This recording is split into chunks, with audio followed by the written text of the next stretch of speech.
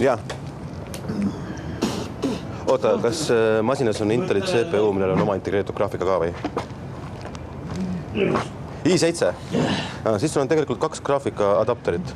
Inteli CPU-sse integreeritud Intel HD Graphics ja Nvidia graafika kaart. Ei, me saame lõunal praegu. Poole tunni pärast jõuan. Jah, selge.